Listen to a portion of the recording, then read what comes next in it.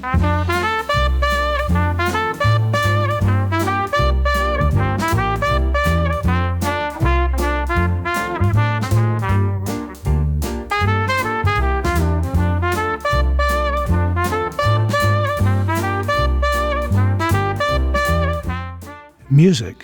is life itself. Louis Armstrong. Welcome to this creative journey. Today, we explore the life of a musician who did more than play notes. He broke barriers, challenged boundaries, and turned the raw material of hardship into a symphony of hope and human connection. Louis Armstrong's story begins on August 4th, 1901, in New Orleans, Louisiana. He grew up in a section of the city known as the Battlefield, a neighborhood that was both a crucible of struggle and a cauldron of musical innovation. Named for its constant clashes of poverty and crime, this area was also alive with a musical spirit that would shape Armstrong's entire worldview. This was a time of profound racial segregation where opportunities for black musicians were severely limited. Yet Armstrong would not just navigate those barriers, he would fundamentally transform them. His music became a language that spoke beyond social boundaries, a universal expression of human creativity and resilience. His father left shortly after he was born, leaving his mother, May Ann, to raise him and his sister alone. May Ann worked tirelessly, washing clothes, taking any job she could find, embodying a resilience that would become the cornerstone of Louis's approach to life and art. Where others saw limitations, Armstrong would learn to see possibilities. Amidst this challenging backdrop, music became more than a refuge. It became a revolutionary act. On New Year's Eve, 1912, an 11-year-old Louis fired a pistol into the air during the New Year's celebration and was sent to the Colored Waif's Home for Boys. There, he found discipline, mentorship, and most importantly, music. He joined the band, learned the cornet, and discovered a passion that would shape his future. When he left the Waif's home, Louis began performing wherever he could, on street corners, in clubs, and even on riverboats. His talent didn't go unnoticed. His improvisational style was unlike anything heard before. Unpredictable, conversational, almost like a musical dialogue. Where previous musicians followed strict arrangements, Armstrong's trumpet seemed to speak, to tell stories, to break free from conventional boundaries, much like he was breaking free from societal constraints of his time. Armstrong's legendary nickname, Satchmo, has a playful origin that captures his infectious personality. Short for Satchel Mouth, the nickname came from his wide, generous smile and the way his cheeks would puff out when he played the trumpet. Some say it was first used by musicians who noticed how he seemed to have a mouth as wide as a satchel bag when he performed. But like everything else in Armstrong's life, the nickname became more than just a physical description. It became a symbol of his joy, his openness, and his ability to transform even a simple nickname into something memorable and meaningful. But Louis Armstrong wasn't just a musician. He was a man who connected deeply with people. A friend of mine, photographer Peter Kelling, shared an unforgettable story about meeting Louis Armstrong in the mid-1950s. It was a summer night at Salisbury Beach, Massachusetts. Peter, just 14 years old at the time, was walking along the beach with a group of friends.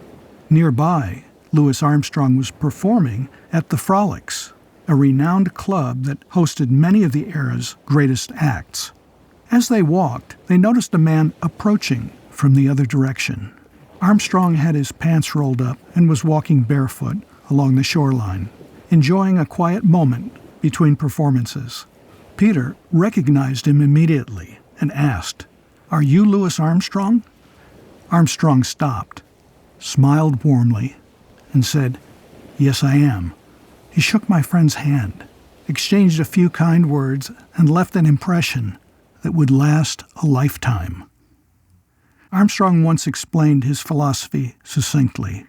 My whole life, my whole soul, my whole spirit is to blow that horn. It wasn't just about musical perfection, but about expressing something deeper, the complexity of human experience, the pain and joy of survival, the power of transforming struggle into art. By the mid-20th century, Louis Armstrong had transcended the boundaries of music to become a true cultural icon.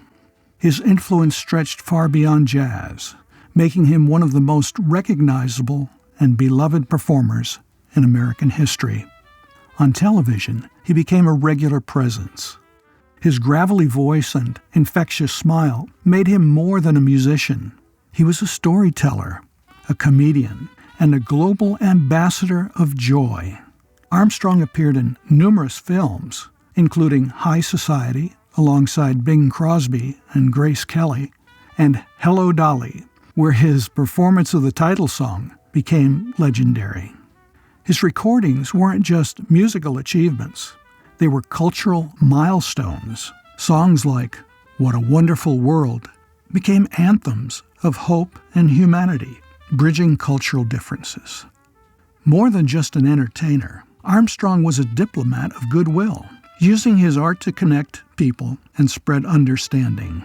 When he toured internationally, he wasn't just performing music.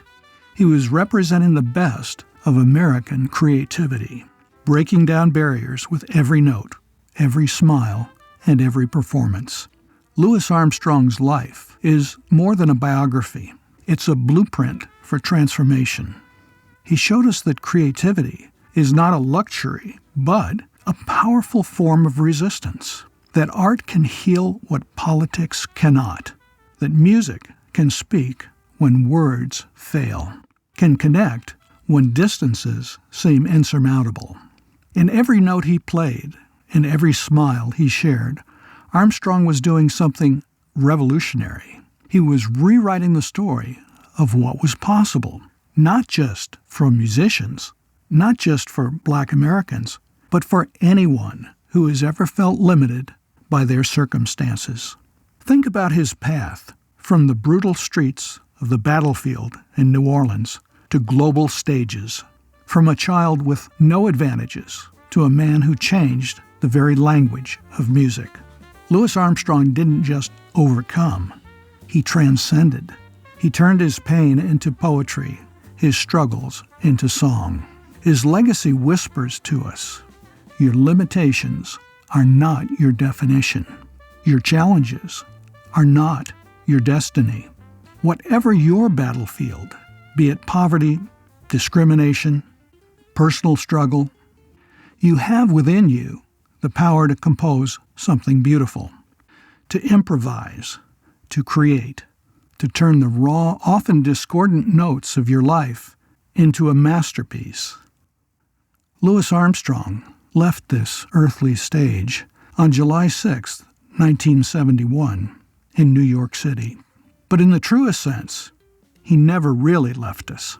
His music continues to play. His recordings still inspire. And his story of resilience echoes through generations.